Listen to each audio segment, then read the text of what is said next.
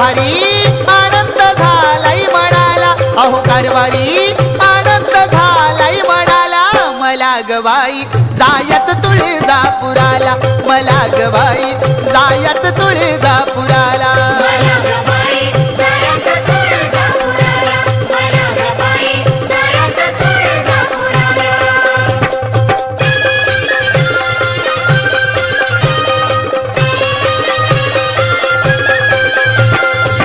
पहिल्या तुळजापुरी गाडीन जाईन, प्रथम कल्लुळात बाई मी नाहीन.